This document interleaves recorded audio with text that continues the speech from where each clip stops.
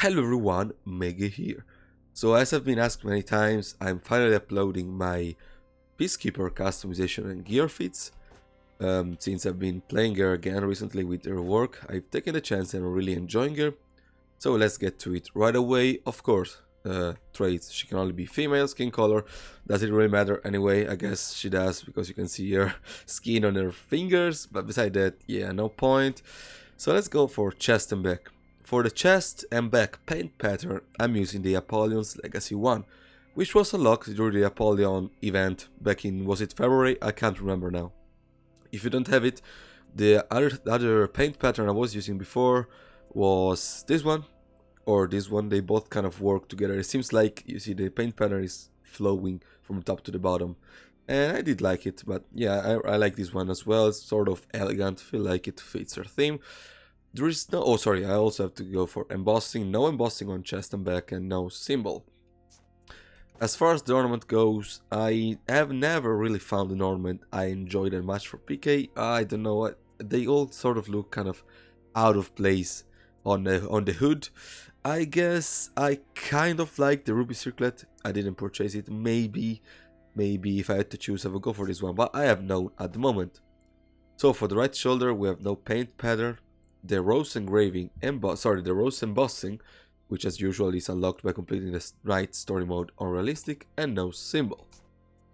And the left shoulder, however, I have pretty much nothing. Some people like to put like a paint pattern on it. Since I have the black leather, I like the pretty simple look on it. And of course, as I just said, as far as material goes, I'm using the black leather. Usage, of course, is on everything.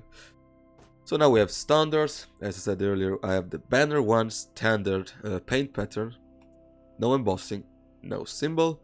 Legs, I always found this customization here to be pretty lackluster. I guess, you know what, I actually like it more with nothing on it. I don't know why I was using something.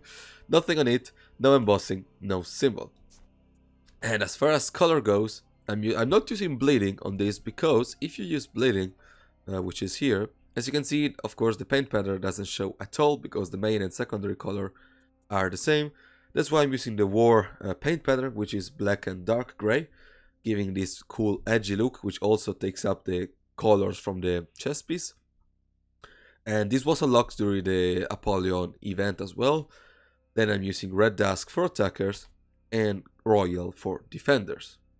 Let's now move to the actual customization options. I'm using the two-race helm, the Isaldis chest, and I think the two-race helm check patterns work well with the two-race chest and arms, which I'm using. Sorry, the Isaldis arms and chest piece, which I'm using. And they're also black. They're cool. I mean, man, it's black, it's edgy. As far as the blade goes, I'm using the Darren blade. This is a no-brainer for me. I love this black blade. My wet dream is actually having a blade like this for Warden. So yeah, Darren blade. Darren Hilt, I know the Darren Hilt is kind of cheeky with the bone guard. I don't like the bone guard that much. There is some very cool hilts, for example this one, or this one is new but it's pretty cool as well. I don't know, there's a lot of very cool edgy hilts. However, I don't really want to go for a gold and black team for PK, honestly. I did go for other heroes, but on there, I don't know, not yet at least. So I'm using, yeah, I really like the red gem at the bottom of the Darren hilt, and I think the hilt itself is pretty cool, beside the bone guard, which is just a little stupid. And I'm using the Darren dagger to complement the whole set. I like the skull theme on both. You see there is a skull here, right here, and there is of course another skull here and here. So yeah, skeletons are cool. And otherwise there is actually a lot of very cool knives, like for example this one is very cool, and this one, a lot of very cool knives for Peacekeeper. Honestly, she has got a lot of very cool, not knives, sorry, daggers.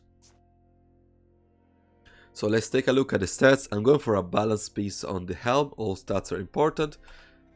Then on the chest, I have a high defense gear, high revenge mode duration, and low revenge mode defense. That's because the build I'm going for with PK is actually aiming to get revenge as fast as possible, and then spamming attacks here. I think PK is one of the few heroes with a very viable offensive revenge. You can just spam zone attacks and whatever.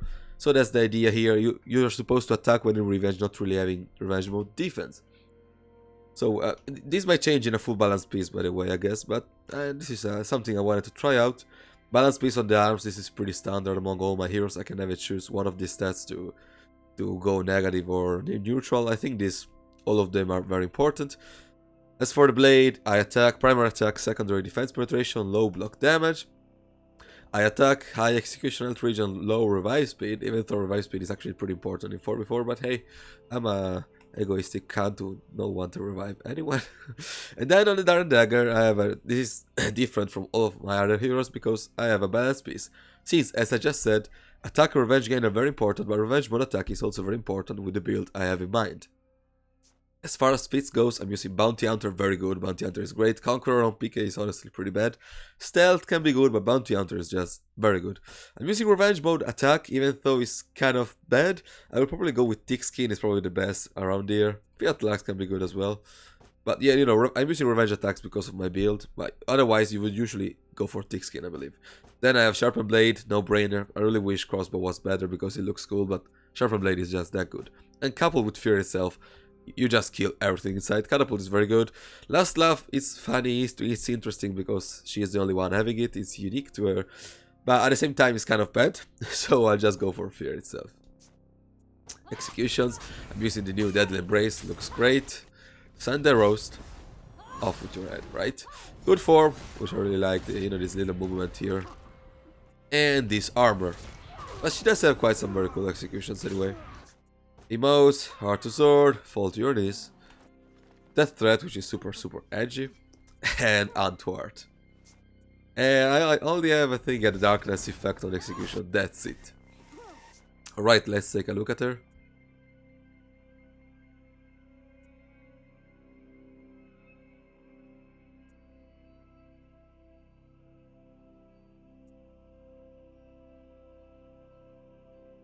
Alright, that's it for today's video. I hope you enjoyed it. Let me know what you think of my PK customization and if you do something different with your PK.